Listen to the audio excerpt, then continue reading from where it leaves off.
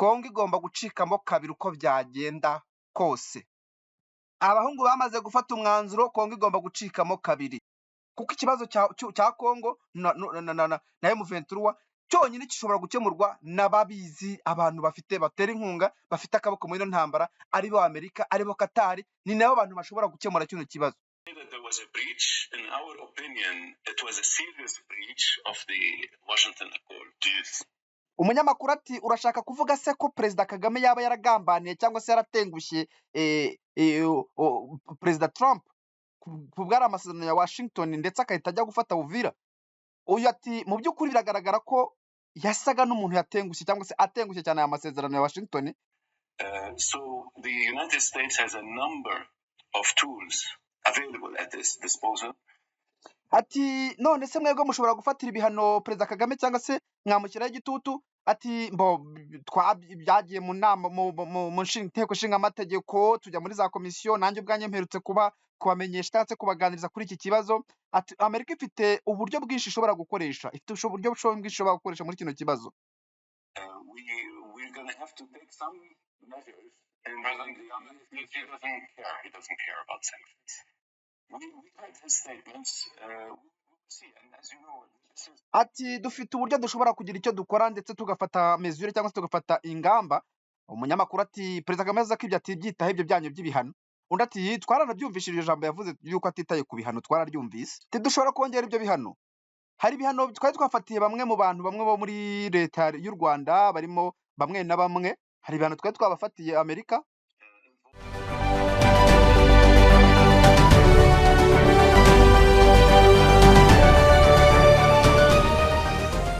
Ndabasuje mwese by'umwihariko abakunda ibiganiro bya Ngwino TV. Ni umwanya w'ikiganiro tugiye kugaruka ku busesenguzi bugaruka ku burasirazuba bwa Repubulika ya Demokarasi ya Kongo, igihugu kimaze igihe kisaga imyaka 30 kivugwa mu makimbirane, intambara n'imvururu. Ariko ejo bundi ubwo hasinywaga amasezerano ya Washington, abantu bose bari bizeye ko intambara ihagaze, ariko ntacyo byigize bitanga, kuko nubwo amasezerano yasinywe byaje kurangira n'ubundi ahubwo intambara yongeye kandi kubuka ndetse ibintu biraba. Ariko ejo bundi hari ikiganiro cyatambutse kuri France 24 hagati ya Bulos, uyu nguyu n'umujyanama wa Perezida Trump mu bijyanye n'akarere na Afurika muri rusange, aho uyu mugabo yagize aryati, ndaje ngende mbisemura gahoro gahoro. A deal signed in Washington, it unraveled within hours. I should say the situation on the ground is back essentially to a lot of fighting, instability. Would you say it's a failure? Ati nyuma yaho habonetse amasezerano ya Washington hagati ya leta ya Kongo ndetse n'iy'u Rwanda, bidaciye kabiri muri aho ngaho nyine haje guhita havuka ibikisa naho n'ubundi ari conflict isanzweho, aho umutekano utageze ugaruka. Ati wowe uvuga ko kwaba ari ugutsindwa?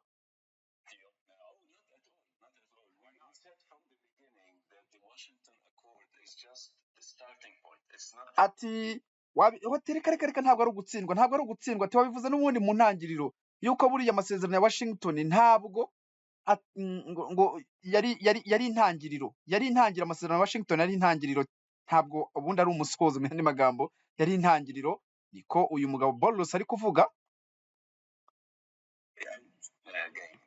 It's the starting point. The end game is to have peace and stability in the region. But that's a process. It's a process that's going to take some time. Ati rero Washington Accord cyangwa amasezerano ya Washington yari intangiriro kandi ni process cyangwa se n'urugendo rurerure. Byavuga bivuze ko ahubwo amahoro cyangwa se amasezerano ya nyazasinywa ari uko amahoro yagarutse cyangwa se amahoro yabonetse. Accord was the launchpad of this process, and the beauty of the Washington Accord is that it has built-in mechanisms, several mechanisms addressing various aspects of this conflict. Ati ubundi aya masezerano ya Washington ni ikintu kirekire cyane, ariko ubwiza bwayo cyangwa se icyiza cy'aya masezerano nuko afite ingingo nyinshi cyane zizafasha kuba zagarura umutekano muri bya bice.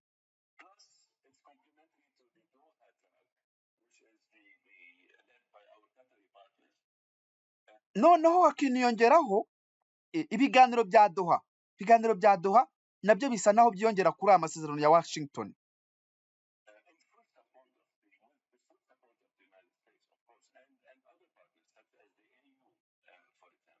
Turongeyeho abandi bafatanyabikorwa cyangwa se abafatanyabikorwa muri ibi biganiro cyangwa se n'aya masezerano barimo umuryango wa Afurika yunze ubumwe ndetse na Qatar nk'uko yari abivuze. So that's absolutely complementary because it addresses the issue between the M23 and the DRC government. This was not really covered by the Washington Accords. The Washington Accord was between Rwanda and the DRC. Ati ibi ngibi kandi cyangwa se amasezerano yose ya Doha n'ayandi ndetse ufashijwemo n'ibyo za AU n'ibindi byo ubwabyo bivuga cyangwa se byita cyane cyane ku masezerano ya Doha hagati ya ya Kinshasa ndetse na M23, ariko twebwe nka Washington Accord cyangwa se amasezerano ya Washington yita cyane cyangwa se yita. But I see what you're saying. We were, of course, we were extremely disappointed by what happened within few days. But can you imagine if we didn't have an accord? I mean, the situation would have been much more chaotic.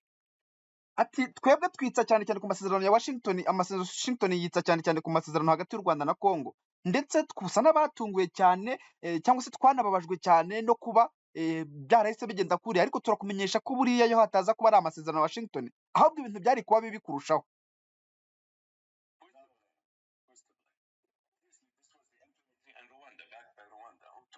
Ati uyu munyamakuru ati none ninde mukwiye kunenga kuri bino bicyo kose ya kumwe bahise bajya gufata Uvira. Ati mu by'ukuri nta bandi ni M23 ndetse n'u Rwanda. The city of Uvira. So it's very clear that Kagame betrayed the continent after Trump administration and President Trump himself. We can say that there was a breach. In our opinion, it was a serious breach of the Washington Accord. Umunyamakuru ati urashaka kuvuga se ko Perezida Kagame yaba yaragambaniye cyangwa se yaratengushye Perezida Trump ku bwari amasezerano ya Washington ndetse akahita ajya gufata Uvira? Uyu ati mu by'ukuri biragaragara ko yasaga n'umuntu yatengushye cyangwa se atengushye cyane aya masezerano ya Washington.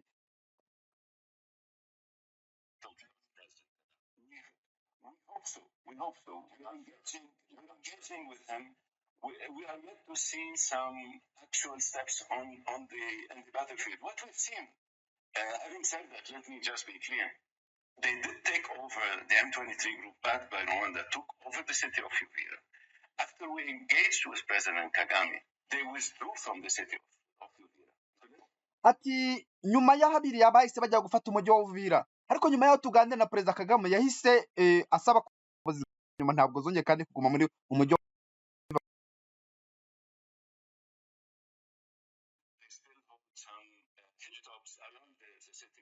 Ati ariko ntabwo bahavuye burundu hose. Ati nibyo ntabwo bahavuye burundu hose ariko baracyari mu misozi hari hejuru.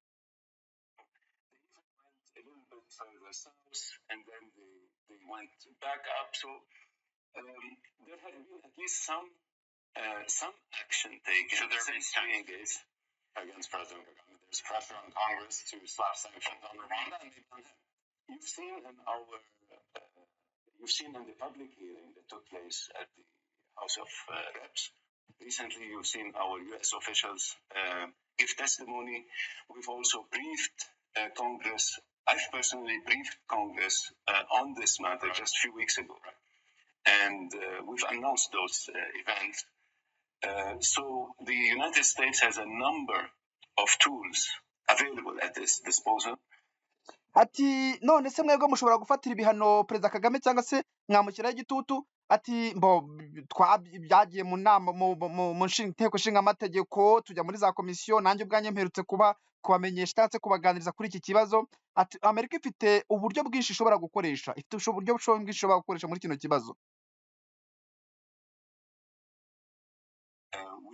We're going to have to take some measures. And he doesn't care. He doesn't care about sanctions. We heard his statements. We'll see. And as you know, ati dufite uburyo dushobora kugira icyo dukora ndetse tugafata mesure cyangwa se tugafata ingamba. Umunyamakuru ati Perezida Kagame aza ko ibyo atibyitaho ibyo byanyu by'ibihano. Undi ati twaranabyumvishije ijambo yavuze yuko atitaye ku bihano twararyumvise. This won't be new. The United States already took several actions including just a few months ago, I think back in September or so, we imposed sanctions on a number of individuals and entities. Tidushobora kongera ibyo bihano. Hari ibihano twari twafatiye bamwe mu bantu bamwe bo muri leta y'u Rwanda barimo bamwe na bamwe. Hari ibihano twari twabafatiye Amerika. Involved in this illicit trade, for example, president. And prior to that, we imposed on James Kabarebe, who was absolutely. So could it be Kagame himself? Ati muri abo ngabo twafatiye ibihano barimo na James Kabarebe, umunyamakuru ati ndabizi ni umwe mu umuntu wa bugufi cyane. Ati none se mushobora gufatira ibihano Perezida Kagame? I mean, I can't speculate. This is a decision. This will be a collective decision. Ntabwo navuga ibihuha hano. Ni umwanzuro ugomba gufatwa na collective decision, cyangwa ni umwanzuro ugomba gufatwa n'abantu batandukanye. Ntabwo ari ikintu navugira aha ngaha ntaba mvuze ibihuha. It won't be one individual who decides unless it's the president of the United States. But there are a number of possibilities and tools available to the United States. Let me be very clear. The moment our President Trump, signed that agreement as a witness, of course, he's not a party to the agreement. He signed as a witness. So the United States is a witness, and President Trump personally is a witness. That's a commitment from our side, and it's a commitment from Rwandan side and from the Congolese side. So, okay. Ati ubundi buriya umunsi Trump asinya amasezerano cyangwa se ashyira umukono kuri aya masezerano, bwari nko kuba ari nk'umutangabuhamya. Yari nk'umutangabuhamya kuri iki kintu. Rero twebwe nari amasezerano bwayo no gutanga ubuhamya, cyangwa se ni nko gutanga abagabo kuri iki kibazo.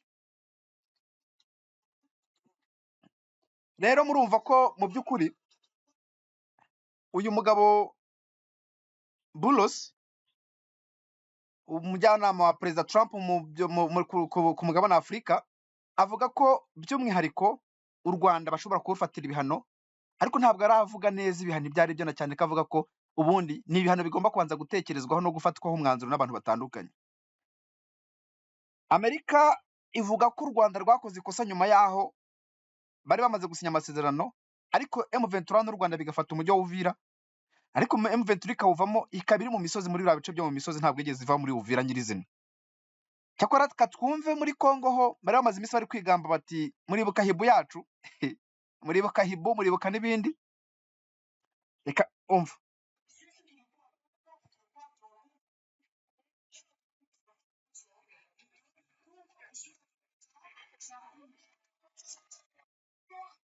Ati muribuka twabaye tudafite drone, ariko uyu munsi none dufite drone zinaruta izabo.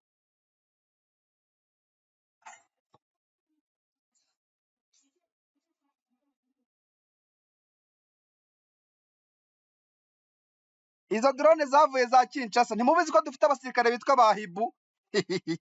Hari ikintu rero gisa naho cyateje ikintu nakwita ngo ni chaos. Umugabo usiyoboye intara ya Nord Kivu, uwo nta wundi ni Bahati Musanga, aherutse gutangaza ko bo ubwabo bamaze gufata umwanzuro wo kuzana izindi itumanaho rindi, internet nshya yamaze kugera mu bice bya Rucuru ndetse na za Goma n'ahandi, banashyiraho n'umurongo w'itumanaho kuko tuvuga Airtel na MTN. Biravuga ko rero hari MTN Rwanda yagiyeyo, ariko nabonye hari undi mugabo avuze ko ari Vodacom. Ndaje tubisesengure gatoya turebe ibi bintu ubundi bivuze iki ku M23. Hari kuvuga ibihano, hari kuvuga ibiki, ariko yikaba ifite ibikorwa byo iri gukora. Niki yizeye ubundi?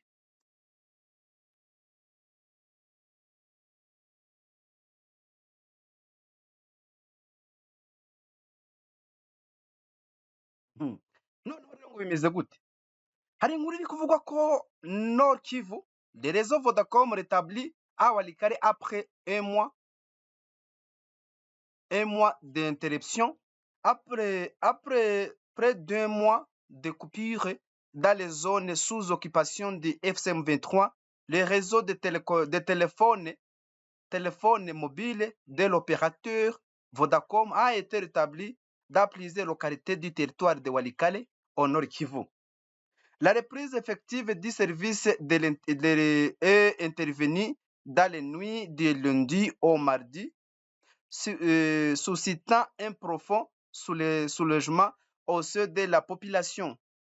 Dès les premières heures de la matinée, les abonnés ont constaté le retour des appels de la messagerie ainsi que des services de mobile money.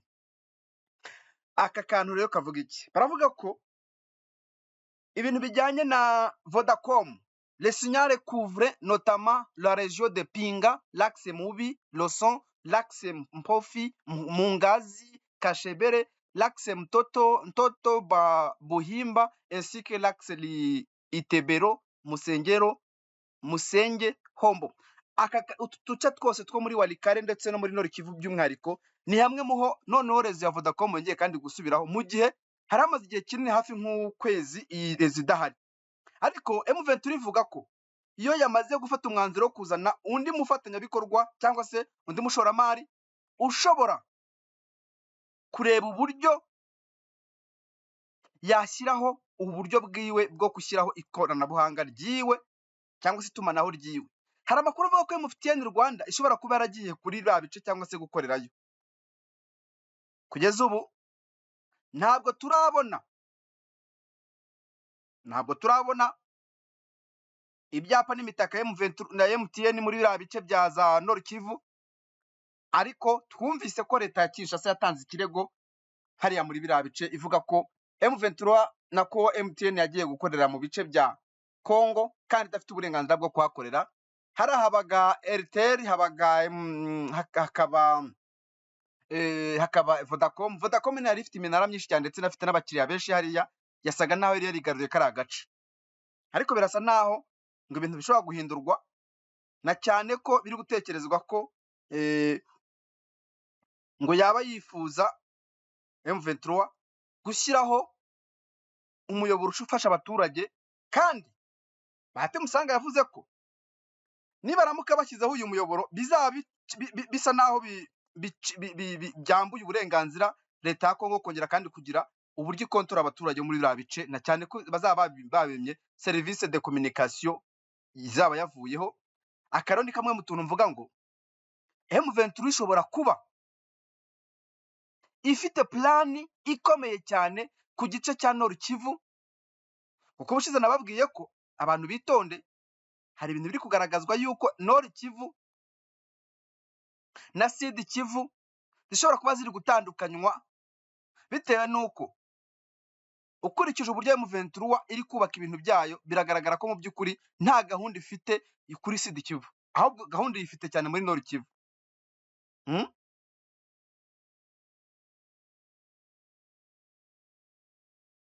Kugeza ubu biragaragara ko ifite gahunda muri Nord Kivu. Ubu rero mushobora kuzatungurwa mu kumva yagize yifatiye igihugu cyayo iravuga ati twe dutangaje ku mugaragaro ibendera, balkanisation du Congo iri ku muryango. Ubu turi kuvugana nta kabuza M23 mu minsi mike iraza gutangaza ko yamaze kubona uburenganzira bwo kumanikira ibendera ryayo. Niba mubyibuka neza, umugabo Antonio Guterres yavuze ko nta burenganzira bo ubwabo ngo badafite ubushobozi, nta bushobozi bafite, nta mafaranga bafite, icyo ni kimwe, ariko nta n'ubushobozi bafite bwo kuba bategeka M23 kuva aho iri, bwo kuba hari sanction bafatira M23, ndetse banavuga ko yewe n'u Rwanda ubwarwo ngo batigeze bubona umuntu wari wese aza gusabira u Rwanda ibihano. Cyumvikana ko rero ibintu bishobora kuba biri planned neza cyane, ndetse hakaba na gahunda yo kureba uburyo baheza M23 igihugu cyayo, kandi byarangiye byarangiye. Ubu turi kuvugana aba bagabo bamaze gucura umugambi, bamaze kubona internet yabo, bafite banke yabo, bafite imihanda yabo, bafite igisirikare cyabo, bafite hafi 16,000 by'abasirikare bamaze gutozwa, bari qualifié, bitwa ngo ni abakomando. Ikindi bafite polisi, abaruraje bamwe mu muhanda yabo bishyiriyeho, bafite imipaka barasoresha, bafite amafaranga, bafite amabuye y'agaciro za Rubaya baracukura. Igihugu cyamaze kuboneka. Umuntu bita Kisekedi ashyirwa mu majwi ko ashobora kuba afite n'iyi gahunda nawe ayiziho, mapu ayifite mu mutwe, arayizi neza. Ari nayo mpamvu bitekerezwa ko we na Kagame baziranye kuri iyi diru, ngo we baziranye kuri iyi diru.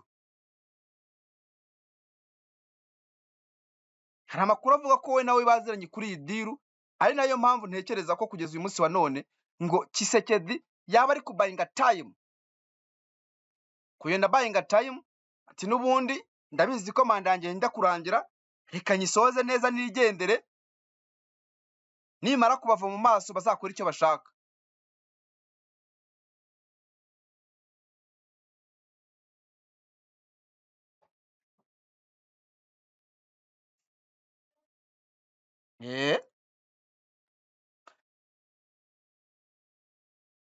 Hari amakuru yiwe azinduka acicikana avuga ko point zero yamaze kwigarurirwa na Twirwaneho, ariko hari andi makuru ari kuvugwa none ahangaha nyuma y'isaha imwe. Méfiez-vous des informations affirmant que les coalitions rebelles Twirwaneho M23 auraient repris le contrôle de point zero. Le FARDC se trouve actuellement dans deux villages proches de la suite de Minembwe, laissant point zero à bonne distance où la situation demeure calme. Je vous parle depuis point zero. Nos unités ont progressé afin de sécuriser la population non loin de Minembwe.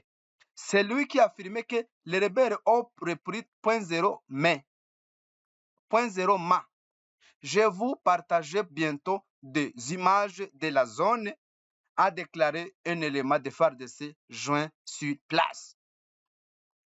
Bivugwa ko rero ko M23 ishobora kuba yigaruriye igice cya point zero, atari byo, ahubwo ko muri kiriya gice cya point zero hakiri ingabo za FARDC, ndetse uyu avuga ko ari kuri site neza neza y'aho ngaho kuri point zero, icyakora ko mu minota mike agiye kugaragaza amashusho.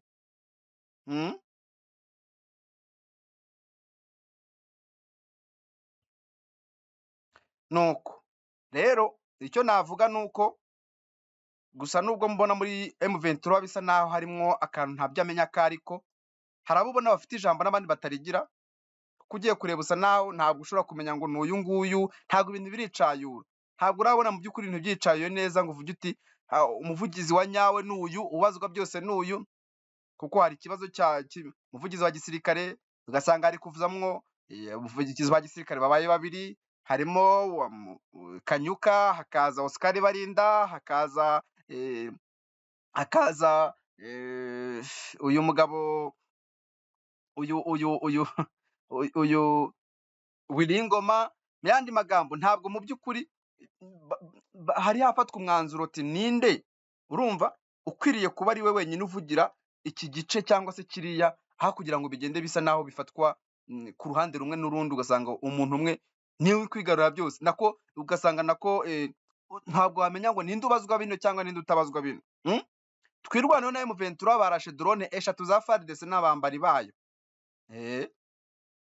Drone zirenga 30 zazanywe na Hibu ya FARDC na FNDB y'abarundi, biravuga ko zose zarashwe na M23 ubwo izi ngabo zari zije muri operation yo gufata Mikenke na Minembwe. Kezi uyu munsi wa none rero drone zose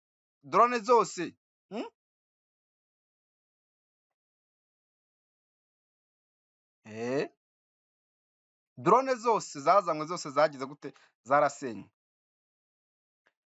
Rero mbashimire, mbabwira ko nari mbazana ikiganiro mbabwira ko Amerika y'ubwayo cyangwa se biciye mu mujyanama wa Perezida Donald Trump mu by'umutekano cyangwa se kuri Afurika, avuga ko bataremeza neza niba adashobora kwemeza niba koko Leta Zunze Ubumwe za Amerika zizafatira ibihano Perezida Paul Kagame, kuko akenshi uzasanga umukuru w'igihugu aba afite ubudahangarwa, ariko ubwo budahangarwa bwe hari igihe rimwe na rimwe ku bakuru b'ibihugu bamwe na bamwe hari igihe byanga, ariko Perezida Kagame bitewe na dignité n'uburyo yubatse ibintu bye kurana mpuzamahanga, n'uburyo yubatse igihugu, n'uburyo igihugu cye cyubatswe cyangwa cyubatswe kurana mpuzamahanga, ntekereza ko Perezida Kagame atafatirwa ibihano muri iyi nkubiri ya Congo, ahubwo bashobora gufatira ibihano abantu les individus bamwe mu bantu wenda n'urugero nk'uko byafatiwe Kabarebe, nk'uko byafatiwe n'abandi barimo n'umuvugizi, ariko mu by'ukuri ikigaragara cyo ni kimwe, ni uko igisirikare cy'u Rwanda ndetse nako perezida wa Repubulika Paul Kagame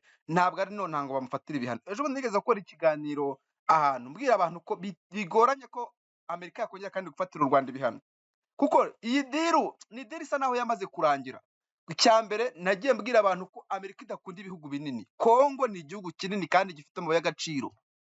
Ikindi, Kongo yagombaga gucibwamo kabiri guhera hafi muri za magana. Byari bizwi neza ko Kongo igomba kuzacibwamo kabiri. Murabizi neza inyandiko za WikiLeaks. Assange yavuze ko hari impapuro zagaragazwa yuko Kongo igomba kuzacibwamo kabiri. Si icyo cyonyine gusa, n'ibimenyetso biragenda bigaragara. Niba baramaze gufata ibice by'imijyi minini bakaba bimaranye umwaka, Bukavu ku itariki 15 nibwo bizi 16 nibwo bizihije ko bafashe umujyi wa Bukavu, umwaka urangiye bifashe umujyi wa Bukavu. Goma naho umwaka wararangiye bafashe umujyi wa Goma.